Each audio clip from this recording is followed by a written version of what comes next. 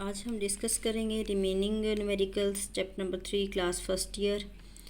Question number 22। Given data हमारे पास क्या है, pressure of the gas 700 millimetre of the Hg, और इसको टॉर में जब एटमॉस्फेयर में जब चेंज करेंगे तो 760 से डिवाइड कर देंगे तो आंसर आ जाएगा एटमॉस्फेयर में। वॉल्यूम हमारे पास 20 सेंटीमीटर क्यूब था, जब इसको डेसीमीटर क्यूब में चेंज किया तो हमारे पास 0.02 आ गया। टेम्परेचर हमारे पास 0 डिग्री सेल्सियस था, केल्विन में चेंज करेंगे तो 273 केल्विन आ गया। General gas constant 0.0821 atmosphere decimetre cube पर मोल पर केल्विन। रिक्वायर हमें क्या है, हमें नंबर ऑफ़ मॉलिक्यूल्स निकालने हैं और नंबर ऑफ़ एटम्स निकालने हैं मीथेन के। तो जो फॉर्मूला लगेगा वो है PV = nRT। तो n नंबर ऑफ़ मोल्स हमें पहले कैलकुलेट करना पड़ेंगे, तो रीअरेंज करेंगे हम इस इक्वेशन को, पॉइंट वैल्यूज़ पुट करेंगे तो हमारे पास नंबर ऑफ़ मोल्स आ गए।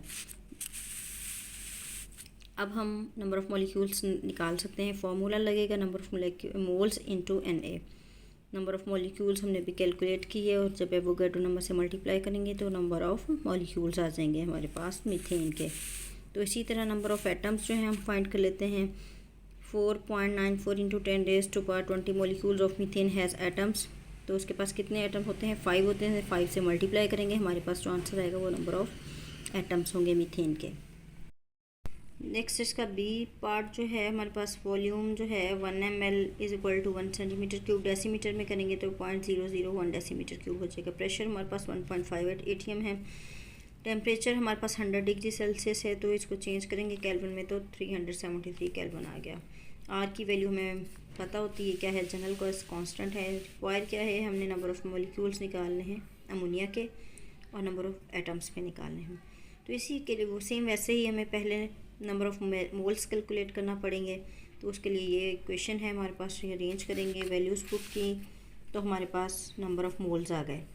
अब हम नंबर ऑफ़ मॉलिक्यूल्स निकाल सकते हैं, number of moles into Na।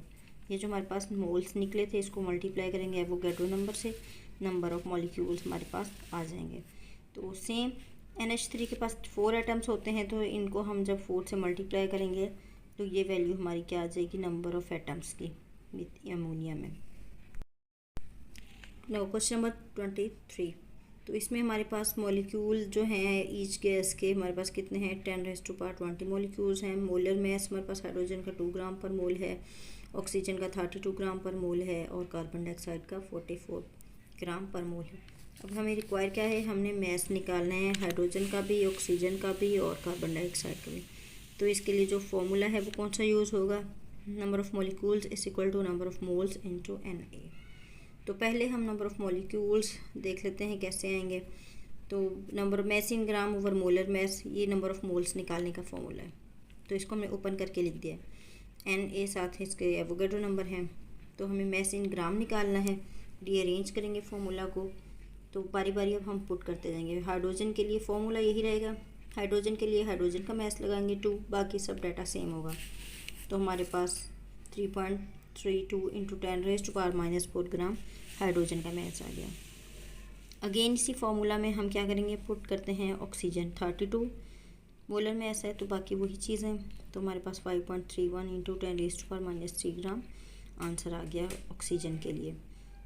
तो जब कार्बन डाइऑक्साइड की बात होगी तो यहाँ पे हम 44 लगाएंगे, बाकी ये मॉलिक्यूल्स, ये एवोगैड्रो नंबर 7.3 इंटू 10⁻³ ग्राम हमारे पास मैस आ गया कार्बन डाइऑक्साइड का।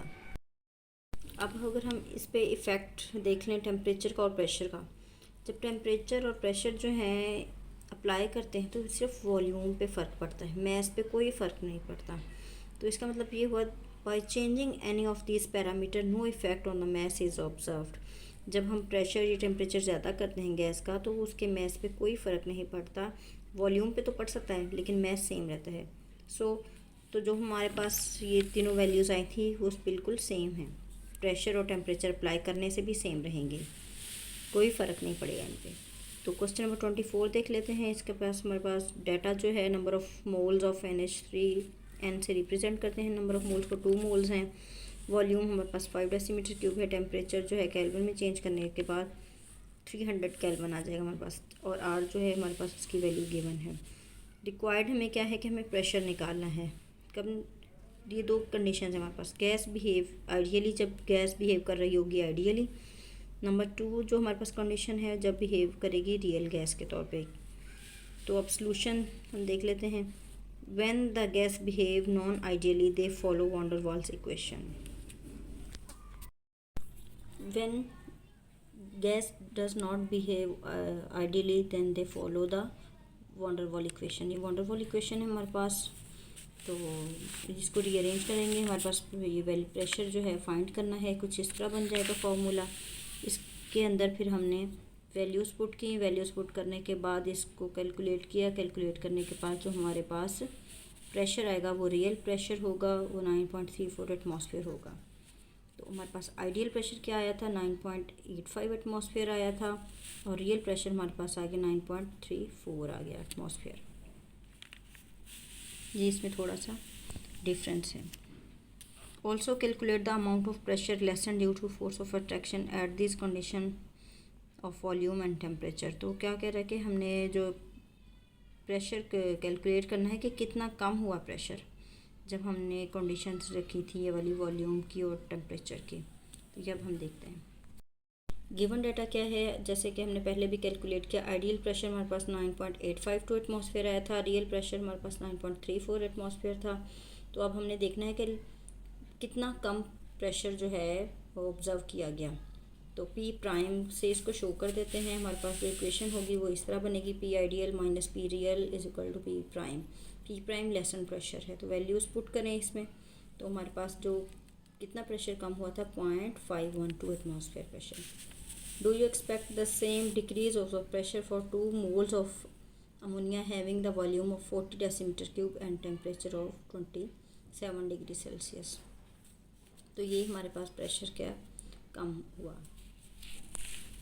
ये सी क्वेश्चन जो है, ये हमने अमोनिया का केस, उसमें टेम्परेचर और वॉल्यूम हमारा चेंज है। देखते हैं। नंबर ऑफ़ मोल्स 2 हैं, टेम्परेचर हमारे पास केल्विन में चेंज हुआ, 300 केल्विन हो गया। वॉल्यूम जो है 40 डेसीमीटर क्यूब हो गया, और वही वैल्यू जनरल कांस्टेंट की जो होती है। आइडियल प्रेशर और रियल, आइडियल को पी आई कहते हैं, रियल को पी लिख दिया या पी आर। तो पी प्राइम जो है हमारा लेसन प्रेशर है। इस केस में अब देख लें तो रीअरेंज करते हैं फॉर्मूला को। P V is equal to n R T, P I is equal to n R T over V. तो हमारे पास आइडियल प्रेशर की वैल्यू आ जाएगी। वैल्यू जब पुट की तो हमारे पास आइडियल प्रेशर है 1.23 एटमॉस्फेयर। तो रियल प्रेशर इसके लिए हम निकाल लेते हैं। रियल प्रेशर तो इसमें general von der Waal equation लगेगी, उसमें वैल्यूज़ पुट करेंगे। वैल्यूज़ पुट करने के बाद जो हमारे पास आंसर आया 1.233 था। तो जब इसको माइनस किया हमने, पी प्राइम के लेसन प्रेशर निकालते हैं।